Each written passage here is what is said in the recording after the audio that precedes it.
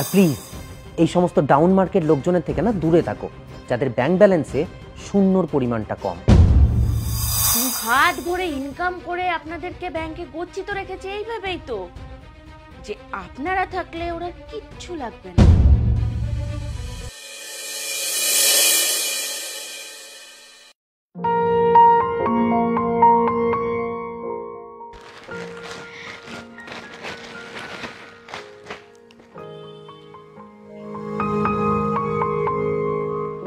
বাবা এত খুশি, কি ব্যাপার? আরে নিচের তলার রাশি কাকিমা আছে না, আমাকে এই শাড়িটা দিল। সামনে আমার জন্মদিন আসছে তো তাই। তো ক টাকা দামের শাড়ি দিল? তুমি সবকিছু এরকম টাকা দিয়ে বিচার করো কেন গো? ভালোবেসে মানুষ মানুষকে কিছু দিলে সেটার মূল্য অনেক, সেটা যত টাকারই জিনিস হোক না কেন। সেই টাকাটা তো তুমি ইনকাম করো না, সেই জন্য মুখে এরকম বড় বড় লেকচার বেরোচ্ছে। জন্মদিনে এসে তো 2000 টাকা প্লেটের খাবার খেয়ে চলে যাবে। ছি, এটা কি ধরনের কথা? এই ন্যাকামি করো না তো, টাকাটা তো আমার, তাই আমি এর মর্ম বুঝি। আর শোনো, আমার টাকা আছে বলেই না ওরা তোমাকে এত ভালোবাসে। যত সব ডাউন মার্কেট লোকজন। তোমার যদি মনে হয় তুমি জন্মদিনে মানুষকে ডেকে টাকা হিসাব করে খাওয়াবে, তাহলে তুমি মানুষকে ডেকো না। কেন? আমি ভুলটা কি বলেছি? শোনো, এখন না টাকাই সব। টাকা থাকলে আমার আর কাউকে লাগবে না। এই পৃথিবীতে আমি একাই 100, আর সেই জন্য আমি 2 হাত ভরে টাকা রোজগার করি। ওই যে কথায় আছে না, টাকা কথা বলে। আমার টাকা আছে তাই আমি এই পৃথিবীতে কাউকে তোয়াক্কা করি না। আমি একাই চলতে পারি। আর শোনো, জীবনে আমার যাই সমস্যা আসুক, এই টাকাই আমায় উদ্ধার করবে, আমার কাউকে লাগবে না। আর প্লিজ এই সমস্ত ডাউন মার্কেট লোকজনের থেকে না দূরে থাকো, যাদের ব্যাংক ব্যালেন্সে শূন্যর পরিমাণটা কম।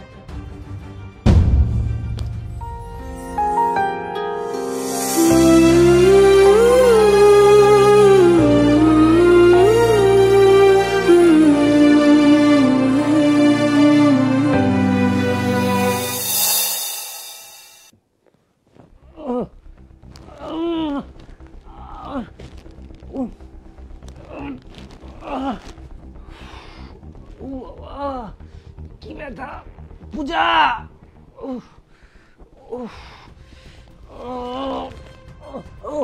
পূজা পূজা, কি পেটে ব্যথা! এই পূজা, অসহ্য ব্যথা করছে। কি হয়েছে তোমার? আমার পেটে খুব ব্যথা করছে, ভীষণ ব্যথা করছে। নিচের ফ্ল্যাটে রাশি কাকিমাদের ডাকো, অ্যাম্বুলেন্সে খবর দাও। আমাকে সাহায্য করো, I need help, please please. আচ্ছা ঠিক আছে, আমি তোমাকে এক্ষুনি সাহায্যের ব্যবস্থা করছি।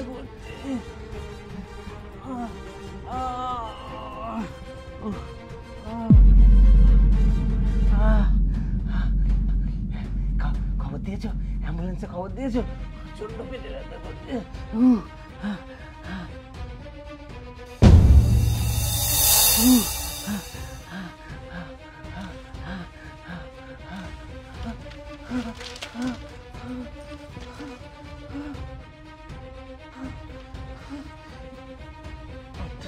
তোমার কি মাথা খারাপ হয়ে গেছে নাকি? হ্যাঁ, আমি এখানে যন্ত্রণায় চটপট করছি, আর টাকাগুলোকে এভাবে ছড়াচ্ছ কেন? হ্যাঁ,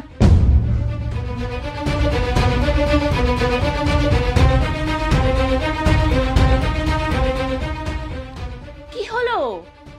যান যান যান, গিয়ে আপনার বসকে উপকার করুন, সাহায্য করুন। আপনারাই তো ওর চালিকা শক্তি। 2 হাত ভরে ইনকাম করে আপনাদেরকে ব্যাংকে গচ্ছিত রেখেছে এইভাবেই তো, যে আপনারা থাকলে ওরা কিচ্ছু লাগবে না। যান যান যান, আপনারা ওকে হসপিটালে নিয়ে যান, অ্যাম্বুলেন্স ডাকুন। আরে কি ছেলে মানুষই করছো? আমি এখানে পড়ে যন্ত্রণায় কাতরাচ্ছি, আর তুমি নাটক করছো।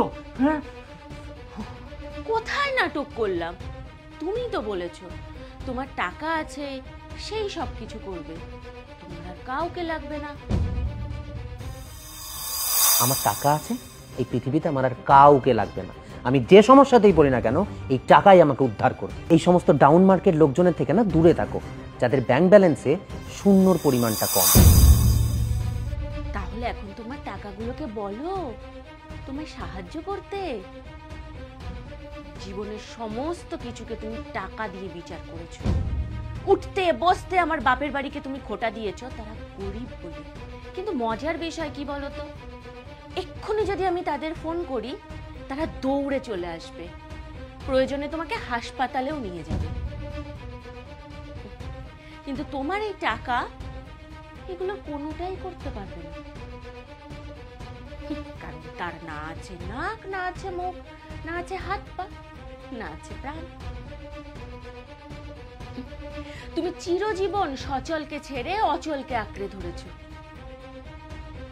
কিন্তু তোমার এই বিপদের দিনে তোমার মূল্যবান টাকাগুলো কেমন মূল্যহীন হয়ে তোমার আশেপাশে পড়ে আছে। দেখো,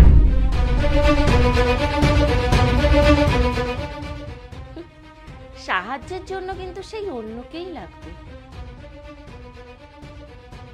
স্বর্ণ, জীবিকা নির্বাহের জন্য টাকা জরুরি, কিন্তু বন্ধু বান্ধব কোনো সম্পর্কের ঊর্ধ্বে গিয়ে নয়। সবার উপরে মানুষ সত্য, তাহার উপরে নাই। তাই রক্ত মাংসের মানুষগুলোকে ছেড়ে এই টাকাগুলোকে আঁকড়ে ধরো। আর হ্যাঁ, তোমার খাবারে আমি ওষুধ মিশিয়েছিলাম, জোলাপ। মানে একটাই, তোমাকে শিক্ষা দেওয়াটা খুব প্রয়োজন ছিল। আমি তোমাকে কোনো সাহায্য করব না। বাইরের টেবিলে অ্যান্টিডট রাখা আছে, খেয়ে নাও, কমে যাবে। So self help. Puja, I am really very sorry. আমি টাকা রোজগারের নেশায় অন্ধ হয়ে গেছিলাম।